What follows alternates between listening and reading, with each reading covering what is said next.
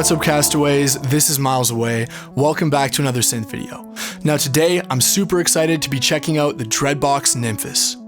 But before I do, I want to tell you guys a quick story. Now in 1968, all the way back then, Robert Moog invented the world's first real-time programmable and playable analog synthesizer.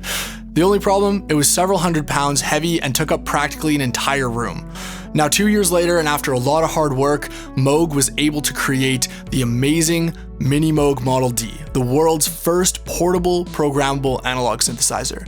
However, it still weighed 32 pounds, was really bulky to transport, and still only played one voice. Fast forward to today, and what Dreadbox have achieved here, I really do think is something extraordinary. They've created not only an analog synthesizer that's practically the same size as a sandwich, but it's a 6-voice polyphonic analog synthesizer. Now, this is, to my knowledge, the first fully portable, really small form factor, fully analog synthesizer. That's amazing in itself, but we need to see how it sounds, because at the end of the day, you guys know how I am, sound is what matters most. Finally, Dreadbox did send over this unit for me to check out, but as always, they have no say on what I'm going to say in the video, as I always want to bring you guys my honest opinion and show you guys how I would actually use something in the music I release. As always, thank you so much for supporting the channel. Please remember to like, subscribe. You know, I can see you there. You want to hit that like button? You want to hit that subscribe button? Okay, awesome. All right, well, let's get started.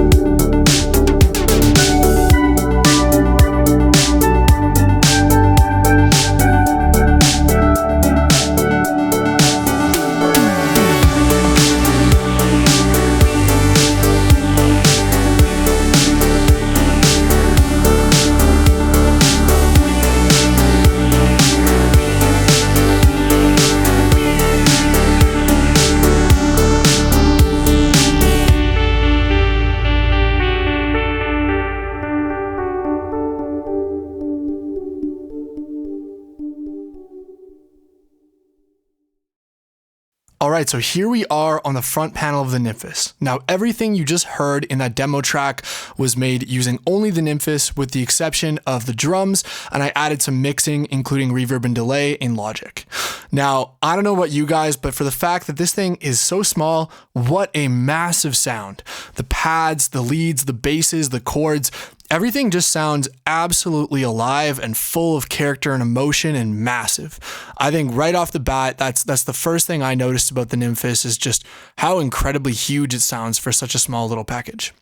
So yeah, here's the waveforms. Starts off with saw, smoothly into square, and then to triangle.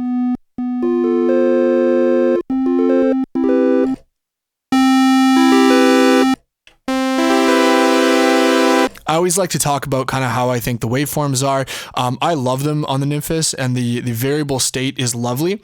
I don't really use the triangle wave all that much, to be honest. I don't find it to be, you know, quite as nice as the other two, but the square wave in particular on this is just incredible. I know a lot of people compare the Nymphis to the Juno. There's a great video by a chap named Jorb that covers this. I'm not going to talk about the Juno. I've never used a Juno or owned one, but I do know a lot of the sounds that I like to design on Juno-based soft synths use square waves, and you can absolutely do that here. Even just a basic square wave going into the filter as a pluck.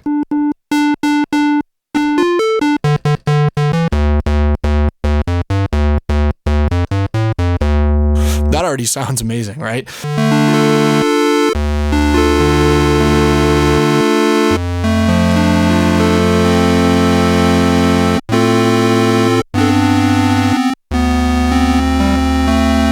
We can also obviously modulate the pulse width on the square wave.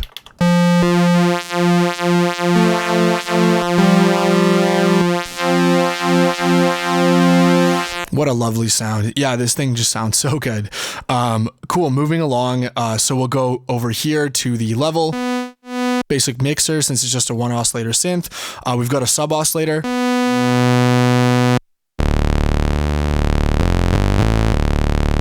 Sounds really nice. And again, because it's a VCO, they don't, just stack perfectly on top of one another. There's quite a lot of really good bite and detune and beating with the oscillators. Moving on, we've got a noise source. It's just your standard white noise. It's fine, I guess. Pretty straightforward. Glad they included it. And then we've kind of got to our modulation options, which we'll get to later.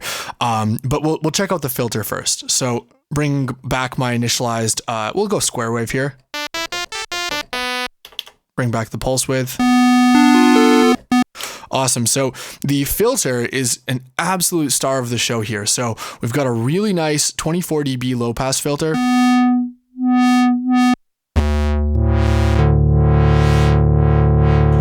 Let's bring in some resonance.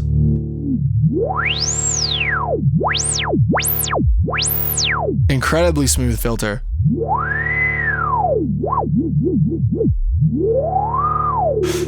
You notice the bass does drop out when we bring up resonance. Now, I know there's a big debate on whether or not that's a good thing. Obviously, the original ladder filter from Moog had this characteristic, and it's one of the things that makes a ladder filter a ladder filter. I don't know if this is based on a ladder filter, but I do know obviously the bass drops out. For me personally, I've always felt that this is a great feature on Polysynth because it allows you to have an EQ within the signal chain. For example, if I'm doing a bunch of long release chords and it's way too bassy, I can bring up the resonance.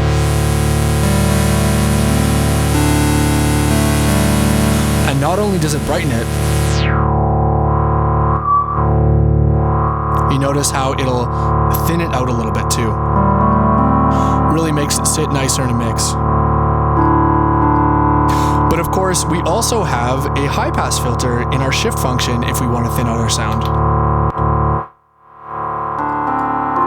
Really, really nice inclusion. I absolutely love they included a high pass filter. Now, it's not resonant, but the fact that there's a smooth analog high pass filter in the signal chain as well as a low pass filter for a synth this small and this feature packed, that's amazing. My OB6 doesn't even have a second filter. My Prologue, I have to use a digital filter or individual stages of the high pass filter. It's not smoothly variable. And this one is modulatable too. Amazing, right? Like you can get some Prophet 6 style sounds by modulating the high pass filter. We'll take that off for now though. But yeah, really great sounding filter here.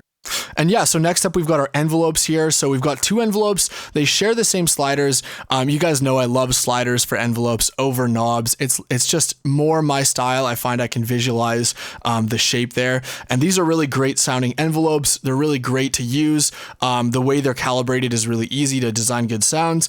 You just have to switch between shift functions to decide whether or not you're using the envelope for the filter or for the amplitude. So let's go ahead and design kind of more of a plucky sound here. So we'll go into our amplitude envelope, bring a little bit of decay, bring our sustain down.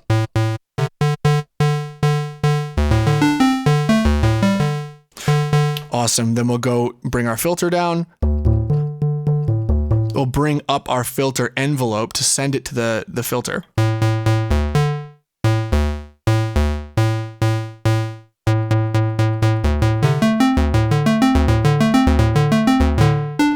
Sweet, there you go. You guys get the idea. Okay, cool. So moving on to modulation. Now I kind of hinted at that a little bit before, but yeah, the way that the synth does modulation, it might seem a little bit confusing at first, but it's really quite intuitive once you get the hang of it. So we've got a couple hardwired modulation destinations, one of which you saw already with the filter to EG, making that a pluck. We'll take that off for now. Let me just go ahead and make a more basic release kind of paddy sound here. Awesome. A couple other hardwired ones. We have LFO to pitch, filter to pitch. Pardon me, I meant to say filter to LFO 1.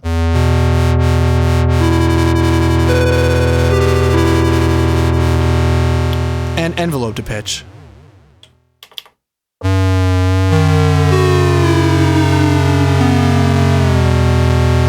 Sounds kind of bad now, but it's actually pretty useful if you want to make kind of dive bomb sounds that have a really nice initial transient. Cool. But where the magic really happens is with LFO 2. So with LFO 2, we get there by using the menu system. So we'll take a look at how the menu system works here. And like I mentioned, there's some really great tutorials already on this, but each of these menu numbers corresponds to one of the numbers up here. So by pressing menu and then selecting which area we want to go to, we're going to go to number 2 for LFO 2. And then it says easy as turning literally any slider that we want to modulate. And if we want to use one of the shift functions, all we do is we turn on shift and then turn the slider.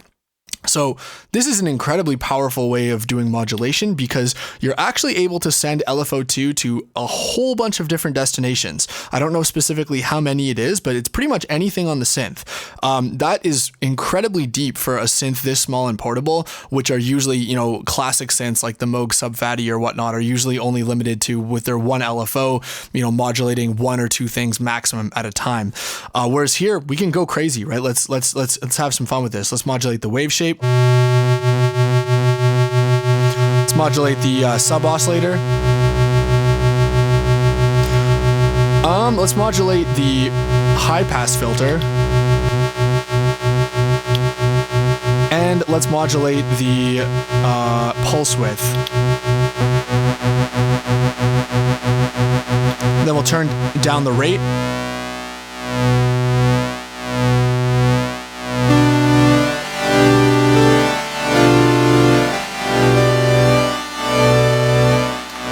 Press menu to get out of it, and there we go.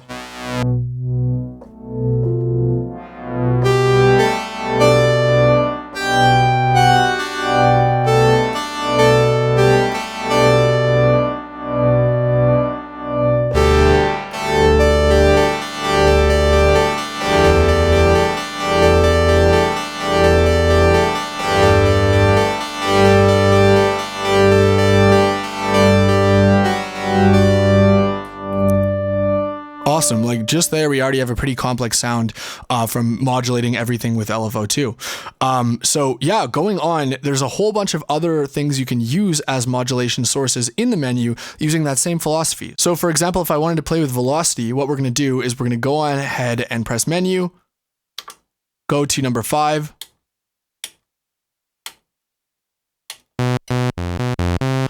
And now exactly the same philosophy applies. Whatever I want to turn up will be modulated by the press of the keyboard, how hard I press.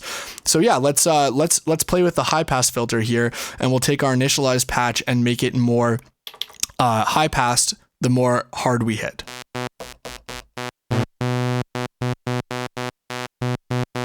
That's kind of a cool effect.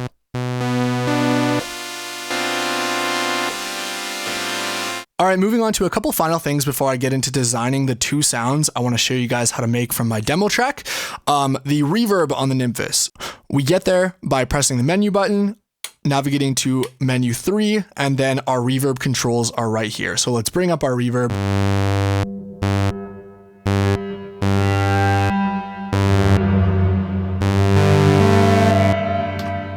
Let's make a little bit more of a filtered sound so you guys can hear. Yeah, so you know, let's play with it a bit more here, but I'll be totally honest, much like the OB6, the Modal Electronics Argon and Cobalt, I generally don't like built-in reverbs on synths, and this is kind of another one of those built-in reverbs that I must say I'm not a huge fan of.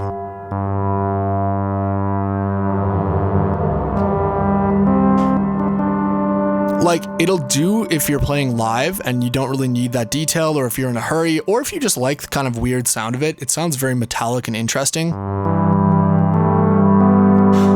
But again, I would really recommend using an external reverb for almost any synth you buy, just because you'll really get great results. And again, you're buying this Nymphis for the amazing raw tone of it, not for the reverb. So it's nice that they included it, but I must confess, I'm not a fan.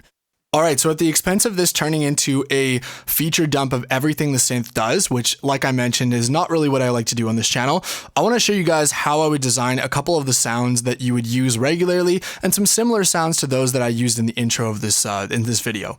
So yeah, starting off, I'll show you guys probably, you know, my tried and true sound that I would do on the Nymphis that I just think sounds so good, and that's going to be some pulse width chords. So we'll start off with our initialized preset. We'll go ahead, change the waveform to square, and then we'll go ahead and go into our menu and use LFO2 to modulate the pulse width.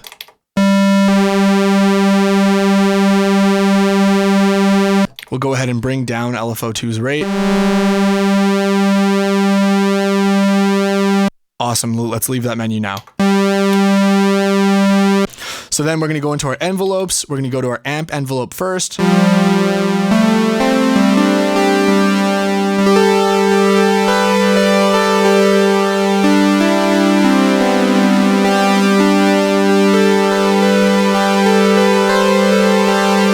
That already sounds so good. It's crazy. Like, the character on this thing is amazing. And then we're going to go ahead and go to our filter envelope and do kind of the same shape, a little bit of attack. First, we got to send the envelope to the filter. Make sure that releases up so we don't get that cutting out sound. Put a little bit of keyboard tracking, meaning the higher up the keyboard I play, the more the filter will open, mimics a piano. And then, of course, our resonance.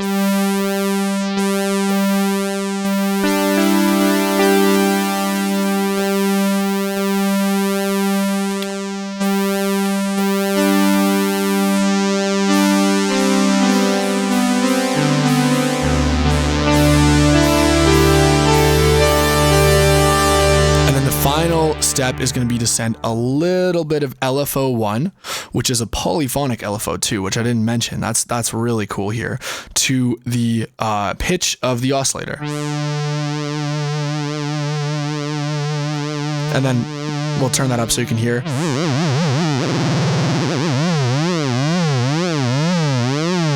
Turn that down. So you'll notice that the higher up I play on the keyboard, the faster the LFO goes. It's polyphonic and it's key tracking. We can change that, but I actually really like it for this sound, so I'll leave it. So turn down the LFO to a reasonable amount.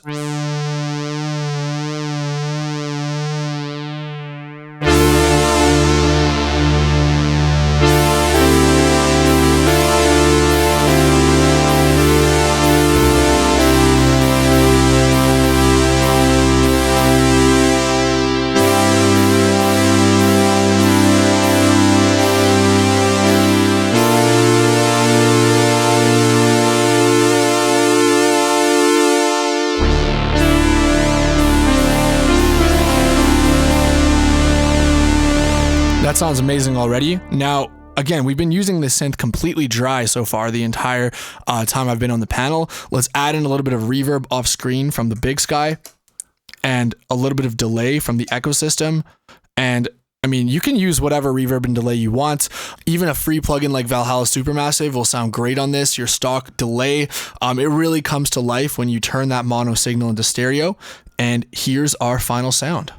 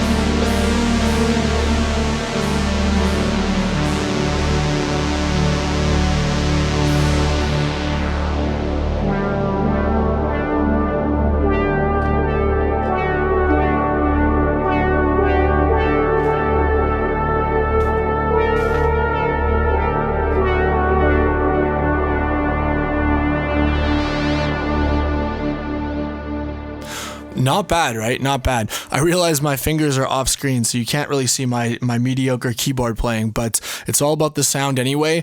And yeah, I mean, just with a couple of mini reverb and delay hits right there, that sounds like kind of any sort of keys pad that you could use. One of the myths I think a lot about synthesis is that more is better, and I find a lot of the times the fattest sounds are really just using only one oscillator on some of my large synths that have multiple oscillators. So I really don't mind at all the fact that this does just have one oscillator. However, if we wanted to layer things up, one of the things I love about this synth that we haven't even gotten into is the unison modes. So we've been using the 6-voice poly mode the entire time.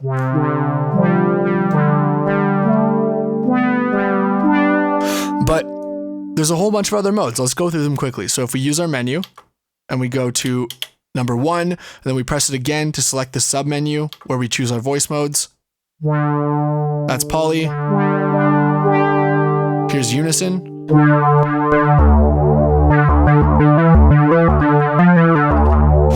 That just stacks all 6 voices. We have another unison mode here. I think it stacks less voices there, a little bit less detuned. And then the mode I really like that I use all the time is mode 4, tri mode. So now what we have is, instead of 6 voices with 1 oscillator, we have 3 voices with 2 oscillators.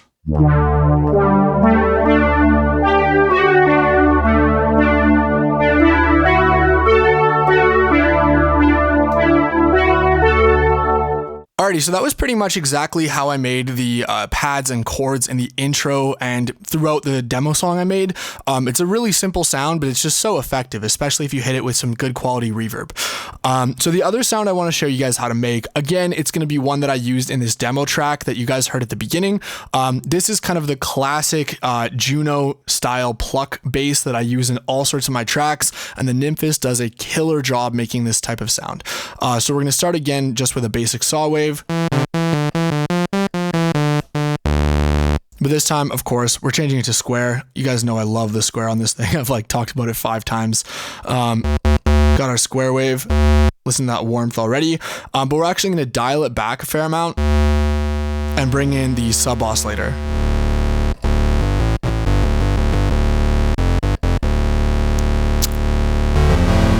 Awesome. And then here we're going to go into our menu and change our voice mode just like we did before. So number 1, we're going to change that all the way to mono mode. So what this is going to do is it's going to disable, like I mentioned, the other 5 oscillators and pretty much just, stop the synth from playing the other voices and from ringing out. So a little bit wasteful. We're not using any sort of unison or anything like that. But like I mentioned, sometimes less is more. And I find with bass sounds, unless you want that really big in your face sound, you'll get a lot warmer and cleaner bass that can be turned up louder if you're just using a single oscillator and sub oscillator. It's kind of like the Moog trick of why mini Moog basses sound so good with just a single oscillator going through a ladder filter. Cool. So bringing in our filter, super nice. Bring it down to, close to the bottom. No resonance for this sound. Make a basic pluck shape. And we want to get rid of that clicking. So there is a bit of clicking on the envelopes. Perfect, that's a little bit better. And then we're gonna use the envelope generator amount to filter to taste.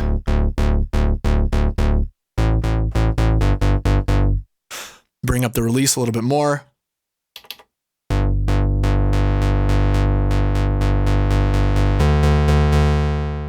And we've got to tweak it essentially, so we don't really want to hear as much of the body of the sound. There we go.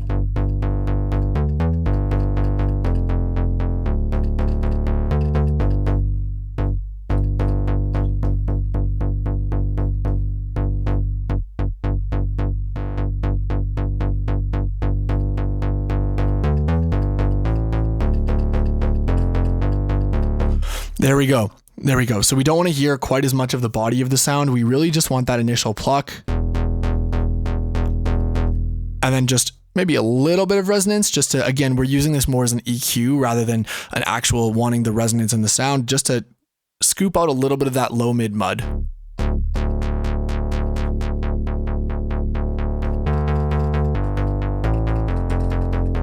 Add in a bit of delay.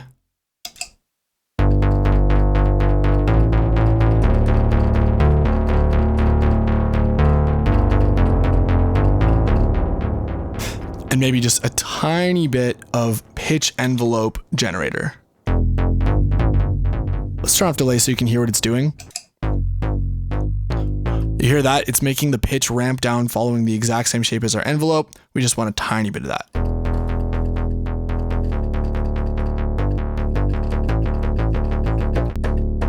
Really simple sound, but you know, it might not sound like much right now, but the weight, I don't know if you guys can hear on good speakers or something like that right now, but the weight of the bottom end of this sound is massive. And that's pretty much the only bass you're hearing throughout when the drums come in that demo track.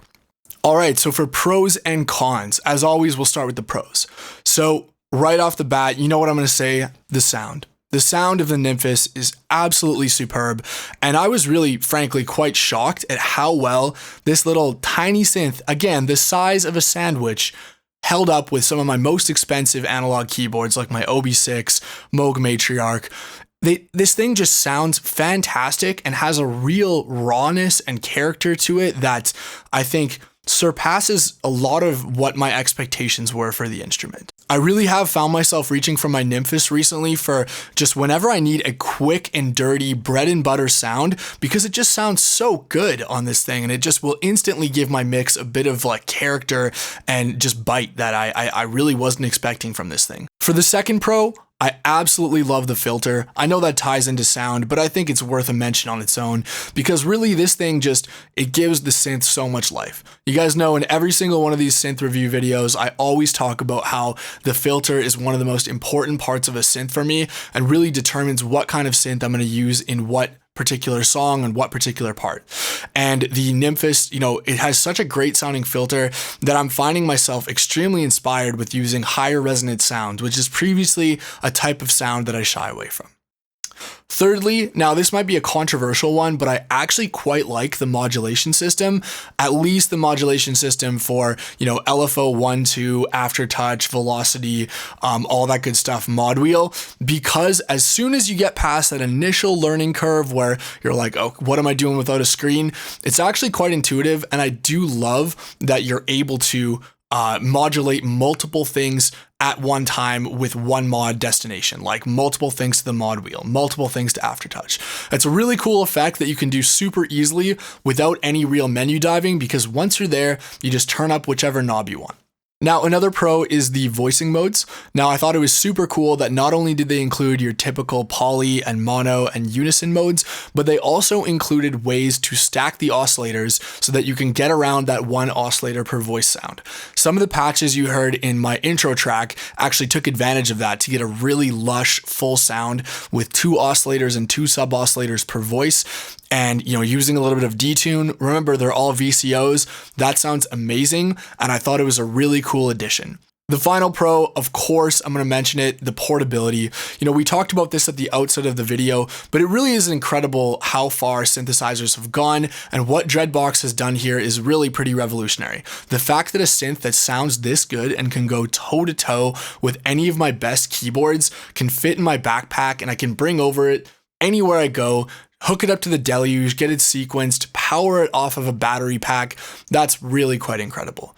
I personally think that if you're looking for a portable synth first and foremost, this thing has to be on your short list because it really does punch so far above its weight sound-wise for how small and compact this thing is. And that is just, again, hats off.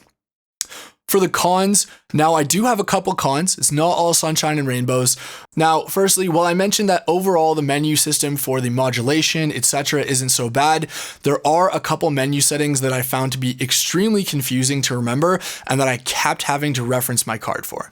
Namely, anything involving this sub-menu section behind the additional menu was quite difficult for me to figure out, and I did have to keep referencing back my manual. Now, you know, you might be able to memorize it better than me, and you know, maybe you don't mind having this card out, but for me, I did find that final menu system was pretty unintuitive.